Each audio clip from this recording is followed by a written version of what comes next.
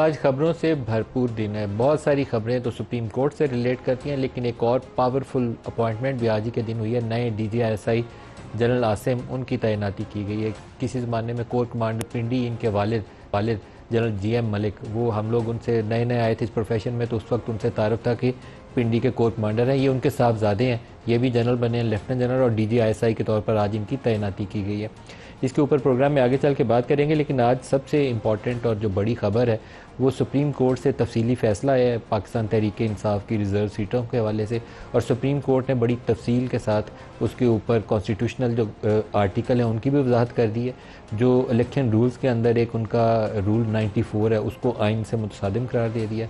और बाकायदा clear cut instructions और ऑर्डर्स हैं कि ये सीटें पाकिस्तान तहरीक इंसाफ की हैं, उनका हक है, उन्हीं को मिलना चाहिए। और एक उनकी ऑब्जर्वेशन है इलेक्शन कमीशन ऑफ पाकिस्तान के हवाले से जो बहुत ही पावरफुल है। वो कहते हैं कि इलेक्शन कमीशन ऑफ पाकिस्तान जो है मुकम्मल तौर पर नाकाम हो गया अपनी इलेक्शन के हवाले से ज़िम्मेदारियाँ अदा करने पे। जस्टिस याहिया अफरीदी का इजाफी नोट भी आया है, तो जस्टिस याहिया अफरीदी ने भी इजाफी नोट के अंदर लिखा है कि इलेक्शन कमीशन ने अपनी ज़िम्मेदारियाँ अदा नहीं की। जो इसका काम था कि फ्री, फेयर और ट्रांसपेरेंट इलेक्शन कंडक्ट करना, वो ये करने में नाकाम रहा।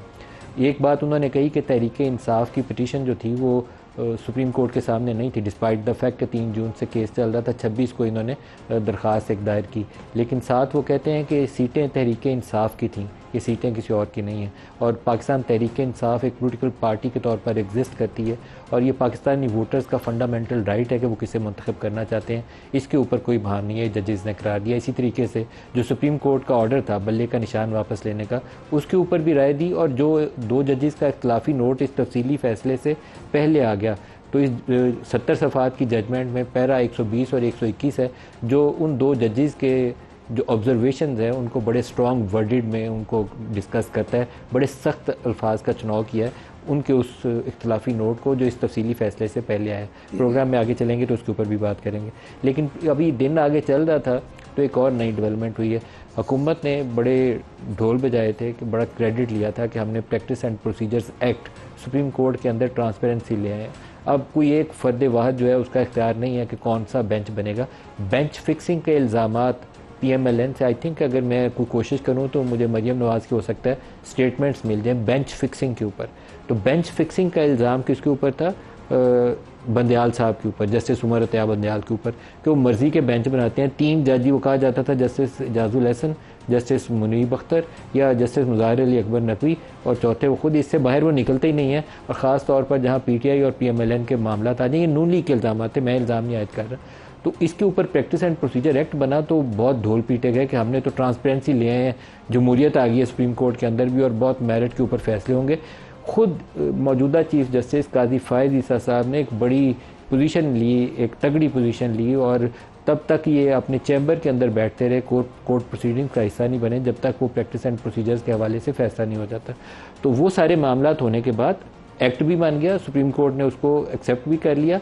तो 2-4 रोज़ पहले हुकूमत को अचानक ख्याल आया कि नहीं, ये तो 3 जजों में अगर शुमार करें तो Qazi Faez Isa chief justice supreme court of Pakistan, senior most justice Mansoor Ali Shah, उसके बाद जस्टिस मुनीब अख्तर, तो ये 3 में से कुछ इसका काम उन्हें हुकूमत को लगा कि हमें पसंद नहीं आ रहा, तो उन्होंने कहा कि चीफ जस्टिस को इख्तियार दे देते हैं कि वो सीनियर मोस्ट जज जो जस्टिस मंसूर अली शाह है उसके साथ किसी भी अपनी मर्ज़ी के जज को मुकर्रर कर सकते हैं। तो काजी फायद ईसा साहब ने उसके ऊपर जस्टिस अमीनुद्दीन को उस कमेटी का रुकन बना दिया।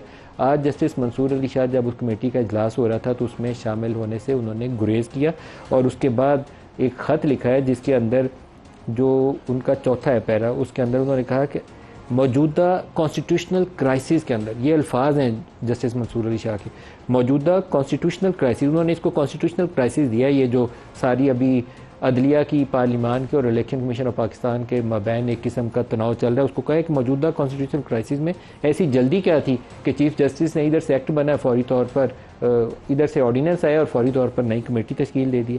फिर और जाके वो कहते हैं the concentration of ultimate administrative powers in the hands of a single individual such as the chief justice runs counter to the ideals of democratic governance and judicial fairness। उन्होंने कहा कि ये 1 मैन शो बन जाएगा, ये अल्फाज हैं उनके 1 मैन शो के इसके अंदर लिखे हैं।